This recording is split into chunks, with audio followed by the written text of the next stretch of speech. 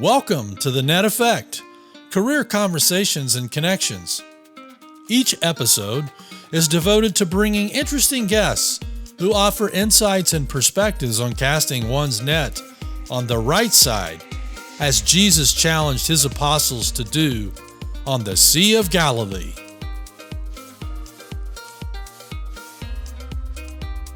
This is the Net Effect, Career Conversations and Connections, episode 46. We have a truly special guest today with us. Her name is Trudy Palmer. We are so looking forward to having her this afternoon. She is the deputy daily editor for the Christian Science Monitor. After earning her Ph.D. in English and American Literature at Stanford University, she pursued a wide-ranging career built around a love of words. She has taught American and African American literature at Tufts University and the University of Pittsburgh, edited scholarly books on the blues, worked as a senior staff editor for the Christian Science Monitor or the Christian Science religious publications. Before joining the Monitor, she served as editorial director at the marketing department at Principia. In addition to her work as deputy daily editor, she oversees the Monitor's commentary section. This Net Effect is sponsored by the Albert Baker Fund. Our vision is to realize the unlimited possibilities that emerges when Christian scientists journey together through inspiration, education, and career development. We're easy to find. Just go to albertbakerfund.org. You'll find all kinds of wonderful resources there to be able to choose from. If you know a student, or if you are a student, and you need financial assistance for the upcoming college vocational school year, or you're interested in Christian Science nurses training, click on the apply button, and you'll see a drop-down menu. Find the topic that suits your needs and click on it, and off you go. The question I have for you to kind of kick things off, I just want to dive right in, is how has or does your faith, Christian Science, play an active role in directing your career? Sure. I certainly believe that God has always been directing me. I'll say sometimes I've listened and sometimes I haven't. I'll give you two examples of when I did listen related to my career. I took a pretty circuitous route through college. I have transcripts from 8 schools over 11 years. Before I finished my BA. I wasn't always trying to get a degree. Sometimes I just see a course that looked interesting. I was basically trying to figure out what the heck to do with my life. Eventually, I graduated with a BA in English from UCLA. And by then, I had reconnected with Christian Science after taking some time away. I was praying about my next steps. I found this line in Science and Health is just part of a sentence. It says, "Growth is the eternal mandate of mind."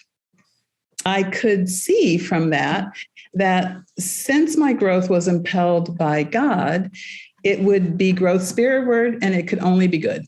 And so I could trust that.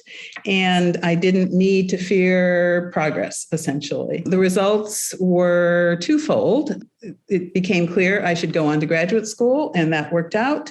And I also had a physical healing of several growths that had been on my arm for years. They just disappeared. It makes perfect sense, of course, as I had gotten this better understanding of growth as mandated by God, by mind, then any evidence of something contrary to that was obviously going to fall away from my experience.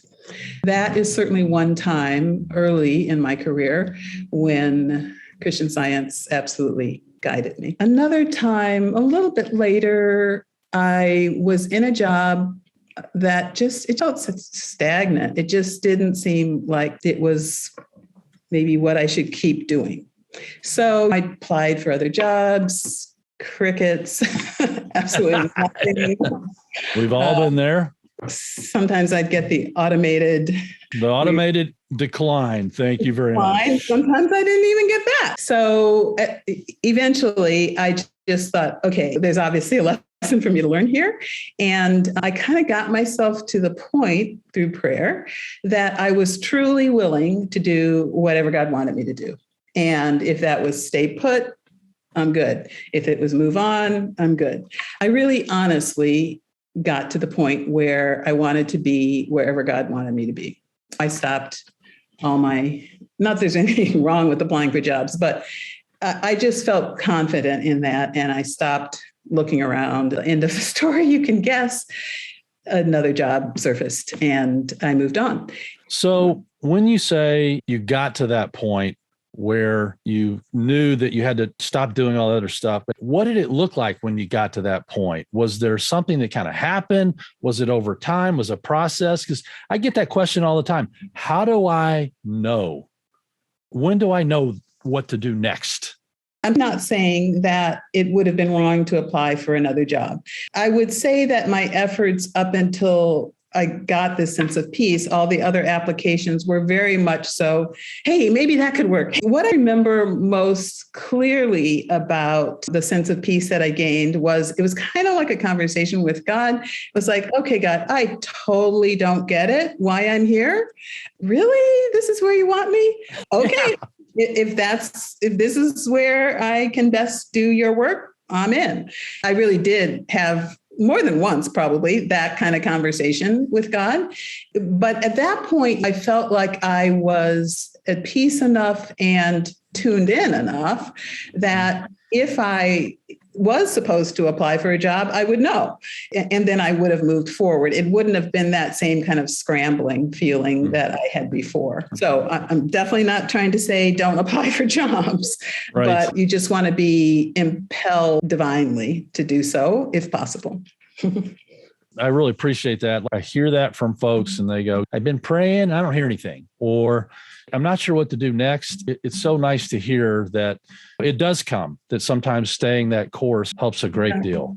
I still didn't understand why I was there, but I was confident that it wouldn't make any sense for God to have me someplace where I wasn't making the most of the talents God had given me. Even though it humanly didn't make sense to me, it's not like that changed, but I really just felt confident that God was in charge and I was willing to follow God's lead. I was able to go back out to some of the camps this summer where I do workshops with the staff. One of the topics that I cover in my workshop are transferable skills. I love that you're willing to talk about that because that's a really hard thing for people to get a hold of. For students and recent grads, how does that work and what is a transferable skill and what does that look like? So maybe you can talk a little bit about your thoughts about transferable skills and what those look like. Yeah, I've had a somewhat wide range of jobs. I've taught college. I've done administrative work in higher education. I've been in publishing. I've been in marketing and now journalism. It's not been a sort of necessarily obvious straight course. I think what's important is to be very clear about your skills. I'm not just talking about skills that you have learned at school or practice on a job. I'm talking about all sorts of skills that you've had and used in your life, in your family, in your friendships, in whatever. I think of those skills kind of like ingredients, and you haven't done whatever the next job is, but you've used a lot of those ingredients. So if you think of that next job sort of as a cake that you've never baked, that's fine. It is new, but you've used a lot of the ingredients that are going to go into that cake already. In my case, critical thinking, teamwork, communication, thinking about the audience, brainstorming, being detail-oriented. There's just a million skills. Here's an example of when I combined those skills in a way that was new and the skills were familiar, but I put them together in a way that was definitely new to me.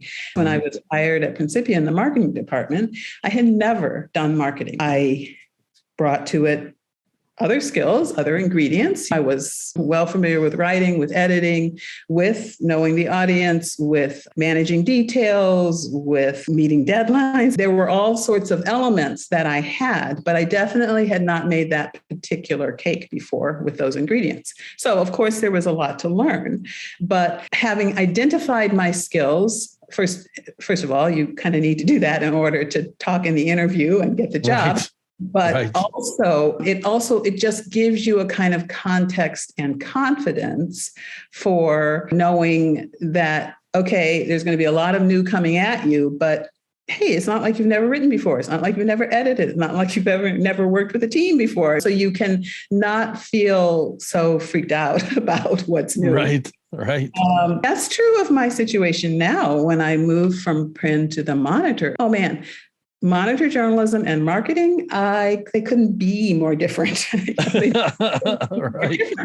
I'm still writing, mostly editing. I'm working with a team. I'm meeting deadlines. I'm paying attention to details. All of those ingredients are still there. This is yet another kind of cake, but all of those ingredients are still there. You just don't want to feel overwhelmed by the new. At this point, have a lot of jobs that I can bring things from, but they don't have to be things you learned in a job. Teaching is an important skill, and maybe you taught your baby sister something. It doesn't have to be on the job.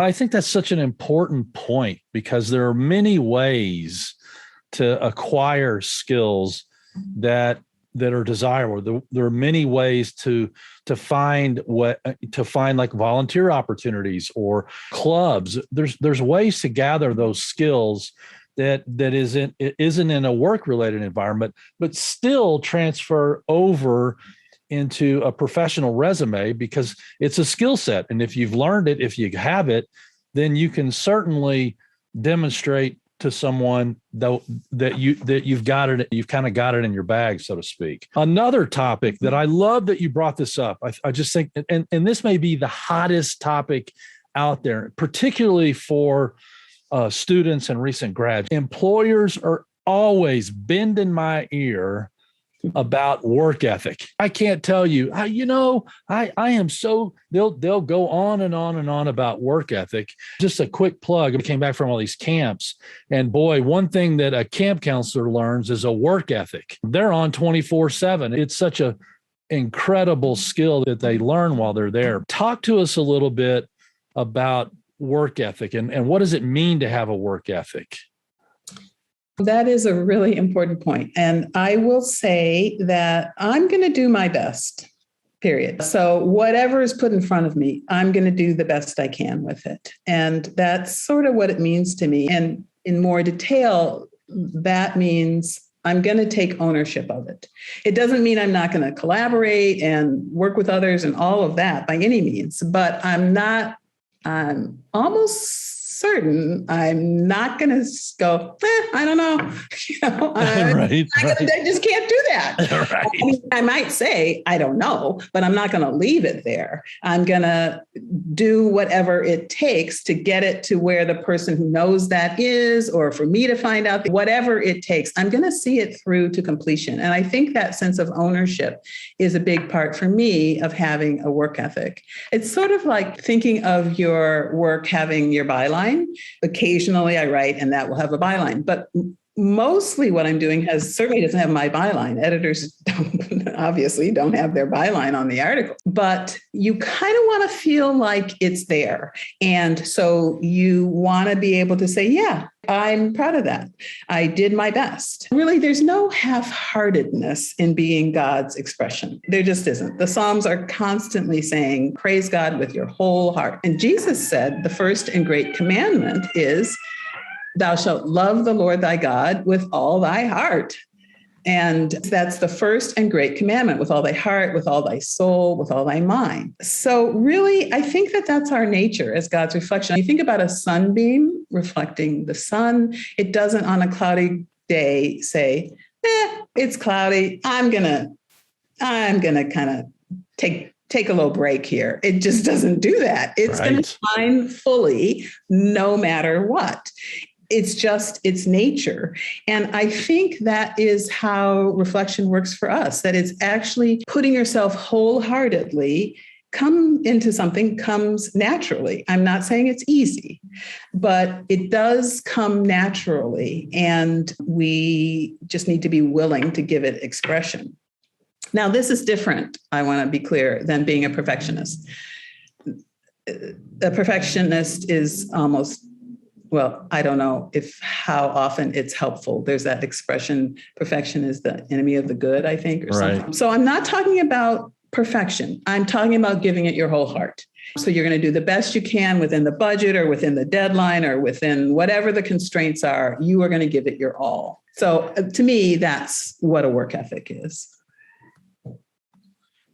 Well, another part of that is thinking about the kind of work that you've done and what you've done. You said, I'm always going to do my best. I started out working. I'm going to work hard to do my best. And I'm wondering, has doing your best always turned out perfectly? Oh my gosh, no. No, absolutely not. Of course not. No, but that's okay. You do your best and then you learn what you could do better next time. That's also, frankly, part of a work ethic, that you're not just sort of sitting back going, oh man, I'm cool, done. You are saying, yeah, I gave it my all. I think maybe next time I could go farther in this way. Looking back on your background and looking at as far back as you'd like, what do you draw from? What has helped you gain that confidence to work at it the best, or to be the best, or have that sense of persistence when maybe you're failing or things aren't turning out so good? Tell us a little bit about that. Well, there's kind of two sides to it. To be perfectly honest, I think it began for less than ideal reasons. I was in a pretty dysfunctional family growing up, and my survival strategy was, I'm just going to be really, really good and kind of stay out of trouble that way. And so I was obedient. I was a parent pleaser. I was a teacher pleaser. I mean, that was just how I survived. Sure. And maybe that sounds good. It's actually not the best. A lot of that is good, but it's not the best way to either practice failing and recovering, or to just be an independent thinker. That was my situation. The other piece was that I grew up in a generation and a class where it was really important to represent the race well. And so that fed beautifully to being a good girl, pleasing adults, all of that stuff. So to be honest, that's how it started. But I did at least then have the experience of seeing that doing well was satisfying. Eventually, that shifted from being a people pleaser to wanting to do my best for myself. That's certainly a better approach. But it doesn't mean that others aren't going to have any role in what you're doing and what motivates you. I'm thinking about other people all the time in my work. I'm thinking, as a writer and editor, I'm thinking about the reader, what'll make it clear, what'll make it persuasive, what'll just make somebody think, all of that. I think it comes down in a way to service. I kind of think that most every job ultimately has an end user, whether you're driving Lyft or you're designing a bridge or whatever you're doing, waiting tables, there's some end user. Now, your position might be quite far away from the ultimate end user. But if you think about most jobs having an end user, then most jobs, I think, are service jobs. Essentially, a service job means that you're loving your neighbor. And that is the second commandment. We started out with love God with your whole heart. And the second is like unto it, thou shalt love thy neighbor as thyself. So if I'm right about that fact, that most jobs ultimately lead to an end user, then they are a way to serve others, a way to love your neighbor. What I'm saying then in a wrap-up way is that having a work ethic is being wholehearted, loving God wholeheartedly, and serving others, loving your neighbor as yourself. Those are really the sort of core of a good work ethic. And certainly whatever task, however mundane or whatever it may be, if you can think of it in those more spiritual terms, it will uplift it, I think. Your insight to that is so helpful and has such great perspective. To kind of carry that on further, and I think now more than maybe ever, since we've had this transition from working in an office to working in our homes and working in our home office and working in our home studio. And now we're all thinking about a balance and people are shifting their thought. I wonder if you could share with us how you've managed to balance work and life and your career and family and business and health and all that. Those seem to be the dominant topics of folks today. I have to be honest and say that on a day-to-day, week-to-week basis, I'm probably not the best at work-life balance. It tends to tilt towards work. I will say that two really super important things in my life have overall, maybe not every single day or every single week, but overall, they have balanced my life so that it's much more than work. Those two things are family and church. I'll tell you a little bit about family. I adopted my daughter as a single parent. I wanted to adopt since high school, whether I married or not. As time went on, it was kind of hard to know whether marriage was going to be in the picture. Should I move forward on my own? Should I give up on the idea altogether? She's almost 30. It's not that uncommon to adopt a child on your own now. 30 years ago, it was a little unusual. That was a big step. Yeah. And so I just didn't know if I should move forward with it. So I was kind of fraught over it all. And I remember, I will never forget, one night in graduate school, I was actually babysitting this little kid and she was in bed and I was just like stewing over all of this. And then, I don't know, I read, I guess, this sentence, just the very first part of this very long sentence. Mrs. Eddy loves long sentences. But the very first part of this sentence, it says, "This is the doctrine of Christian Science, that divine love cannot be deprived of its manifestation or object." Suddenly, I realized, oh, I am going to have an opportunity to have this wholehearted, loving experience. Maybe it will be a child, maybe not, maybe it'll be a business, who knows? But here's why. Love cannot be deprived of its manifestation or object. So that means that I have to be both the manifestation and object of God's love. So the object part was easy. I had lots of friends, extended family. I certainly felt God's love. But what mattered that night, I realized, was that I couldn't be deprived of being the manifestation or expression of divine love, because if so, then that would mean that God was deprived of part of his manifestation of love. And that obviously can't be of omnipotent and infinite love.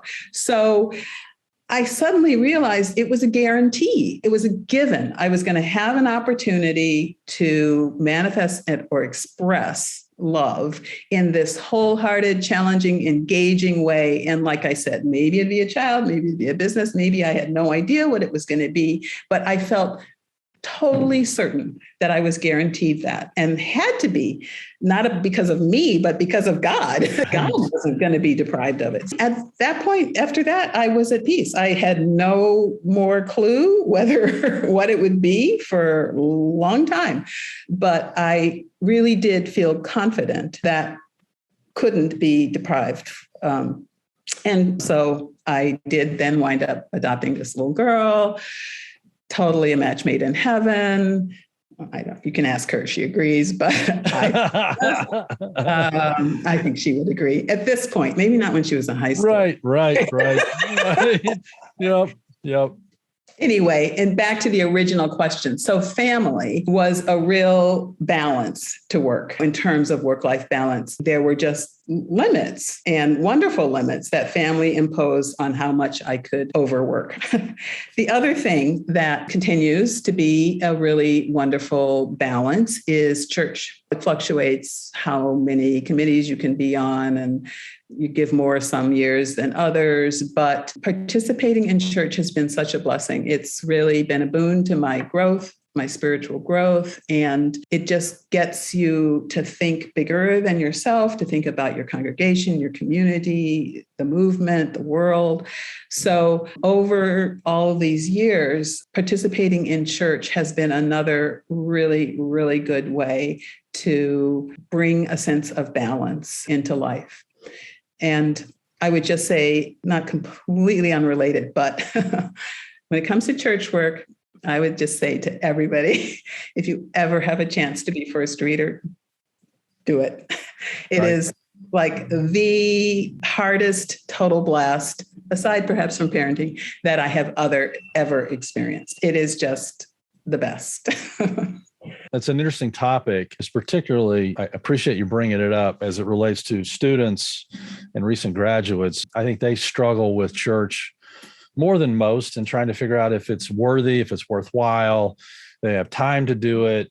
There's all kinds of arguments that kind of come into that. So I think it's so important to hear from someone like yourself as to why that's been such a blessing to you and how you've been able to bless others by being a part of a church and the congregation at large, kind of a thing.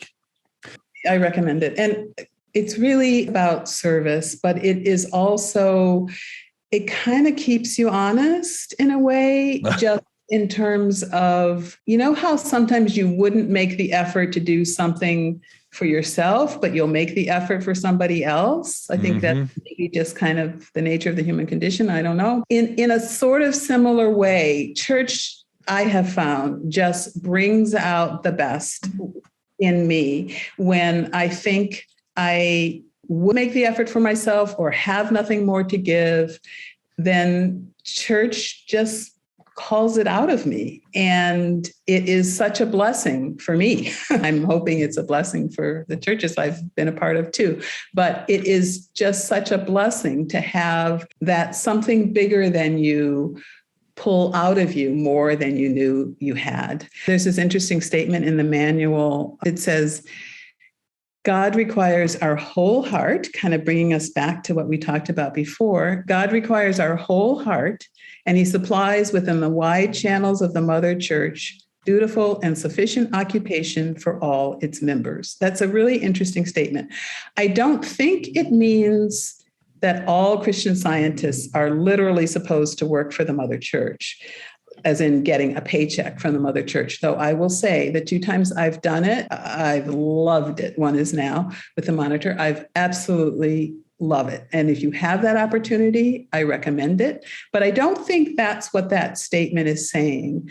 I think it's saying that working for church, whether in that kind of an official capacity or in your branch church, or however you are working for church, is an important part of your career, of your life work. At this point, anyway, that's my understanding of that statement. It has certainly been proven true to me that it has been an important part of my life's work and a really key way to love God and love my neighbor. I have a question for you. This came in. So you kind of talked about this a little bit, but let's just kind of revisit it a minute. The question is, did you map out your journey? No. If so, I'm a really bad cartographer. No, it's been kind of all over the place. No. I did think when I was in graduate school and wondered, is this really what I should be doing? I did think, well, it could be a good way to make that other thing that you kind of want to do in terms of be a parent and possibly, as it turned out, a single parent. It could be a way to kind of make that work. Maybe summers off, because this was teaching college. They tend to be a little bit sometimes more liberal communities. And back then, single parent adopting maybe would benefit from a more liberal community. That was one time when part of what sort of helped me persevere through graduate school was, I guess you could say, mapping out. You see how much that mattered. I didn't stay in that profession. So no, I was not mapping anything out. It was very much a one thing leading to another. As a follow-up of that question, are you where you thought you would be? Well, no. And here's how much I'm not. My father was a journalist. And I think in my, childhood rebelliousness, even though I was really, really good, I sometimes thought other things. And I do remember thinking, I am never going to be a journalist. Well, here I am at the monitor. No, I'm not a reporter. But so, no, I certainly never intended to be, but I also, as I then got older and all of that stuff, wasn't just being rebellious. I never dreamed I could be at the monitor. I didn't think of myself as a journalist. It was beyond my wildest dreams that I could be at the monitor. So I did not have the vision of how my skills would be transferable enough to get to be at the monitor. Thankfully, they did. And I was ready, willing to step out on that. So no, in a literal sense, I am absolutely not where I thought I would wind up. I am so much in a happier place than I would have dreamed. The one thing I would say is that there is a kind of through line, and I think that often winds up being true for people. I can see my daughter's through line, even though she's done a lot of different things. And for me, I'd say my through line is that I do love working with words. And so when I was teaching literature, whether it's marketing or whatever, I have pretty much always in some form been working with words. So there is that through line, but it certainly has developed in ways far better than I ever could have imagined. It sounds like early on, you loved words and you loved the whole idea or the things around that. Obviously picked English as a major. Questions come out. How do I find what it is I want to do? I have this interest. How do I find that? Where do I go to get that information? How would you answer that question? Well, I would first say that English was my second choice. What I really loved was theater.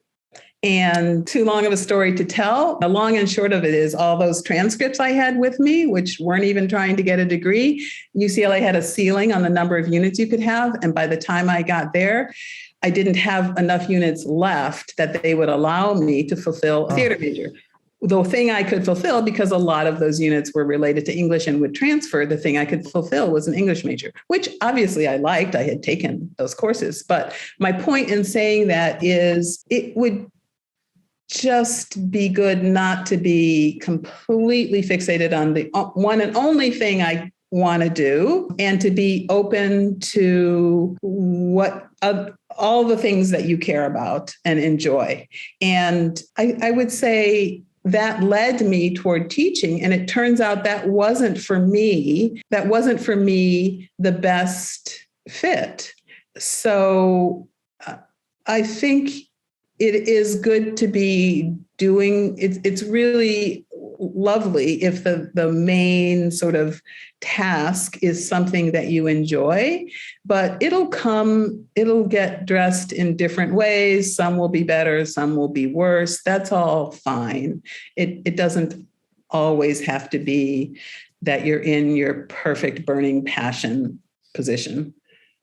So a question from Sydney is, what principles of Christian Science guide you as you choose words for whatever you write? That's a good question. I would say that I definitely feel like I try to write in listening mode so that I am listening to God for sort of where this thing is going and what's the key idea to convey and the best way to convey it. Here's one example, a daily lift that I wrote a while ago. It had flitted through my head, oh, you should do a daily lift on that. I had done one about George Floyd's murder. And then when the Chauvin trial was going on, I thought, oh, you should do something about that.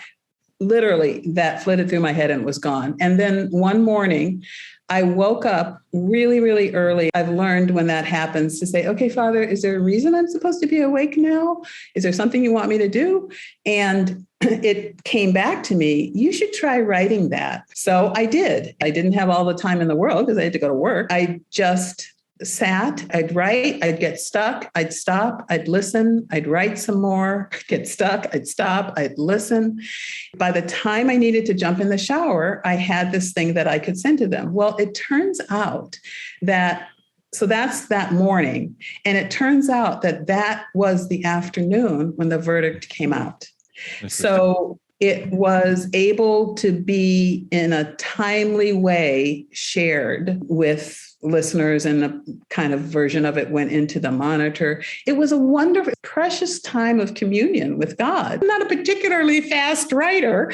I had a few hours. It was just like, oh, wow, I actually listened to God say, get up and write. I actually listened this time, and it met a need for people. It was timely. So that was a kind of really lovely example to me of the ripple benefit of listening. One final question. You've been so gracious. Thank you for answering all these questions. Is from William. And William asks, the phrase "to injure no one" that the monitor has, he asks, has that ever come up while deciding things at the monitor? I think it is kind of always with us, both that one, injure no man, bless all mankind. The other thing that she says about the monitor in the first editorial is to spread undivided the science that operates unspent. That is always in our thought. That is always what we are trying to do. Now, we do it better sometimes than others, but that is always what we're trying to do. It's interesting because not everyone at the monitor is a Christian Scientist. So we are also always sort of translating that concept, taking it out of Christian Science terms and putting it in terms that feel accessible to everyone. So yes, we are always thinking about both of those statements. And as I said, sometimes executing better than other times, but that's our North Star. You have been fabulous. We so appreciate your willingness to be with us this afternoon. Good questions. It's just been terrific. If you're not an Albert Baker Fund career ally, why not? Our students and recent grads could use your help. A word of encouragement, a new idea, help with their resume, mentoring, a professional connection, potential internships or job opportunities. Maybe just a warm, friendly conversation could be of great help. So please reach out and connect with us and follow us with the ABF Career Alliance. If you're interested in having a conversation with Trudy, reach out to me, robin@albertbakerfund.org. Follow us on Facebook, Twitter, Instagram, and join our group on LinkedIn. Thank you, Trudy, for your inspiring ideas you shared with us today and your continued support of the Albert Baker Fund. Trudy's also a trustee with the Albert Baker Fund, and it's just been great having you today. Thank you. Grateful to be here. And thank you to the incredible team at the Albert Baker Fund for helping put this event on, this webinar series, and supporting the net effect. If I missed a question, I'll get to it. Send me an email. Remember, it's not just about working hard and casting the net. As Trudy shared with us, let your prayer lead you and into casting your net on the right side. So again, if you have questions or want a conversation, please reach out to me, robin@albertbakerfund.org. Thank you all. Good afternoon. Look forward to seeing you next time on the Net Effect.